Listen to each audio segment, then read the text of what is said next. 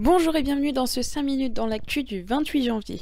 À 8h30 ce matin, un homme a ouvert le feu dans l'agence Pôle emploi de Valence. Il a tué une conseillère.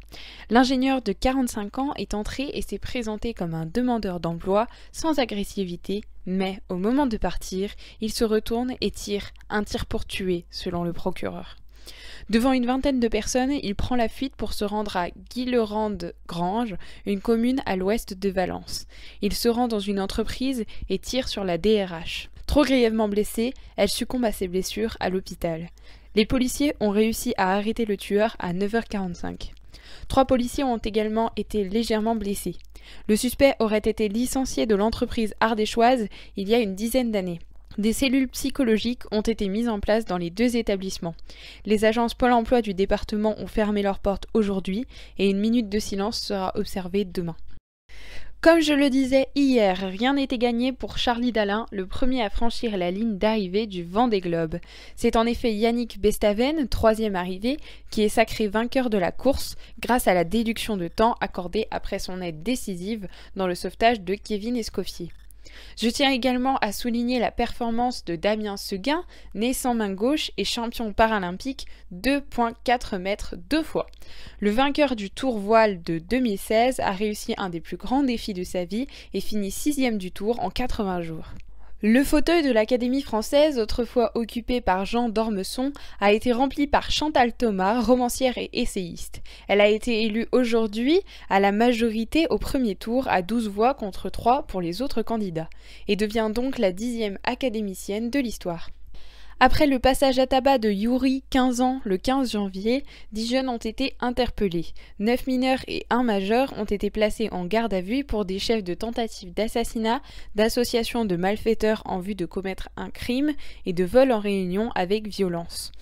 L'adolescent est toujours hospitalisé dans un état grave. Selon l'organisme d'assurance Maccabi, le vaccin développé par Pfizer-BioNTech serait efficace contre le Covid-19 dans 92% des cas. Selon cet organisme toujours, seules 31 personnes des 163 000 Israéliens vaccinés ont contracté le coronavirus dans les 10 premiers jours de protection maximale. Le vaccin nécessitant 2 doses, l'étude précise que les résultats ont été mesurés entre le 7e et le 16e jour après la 2e injection.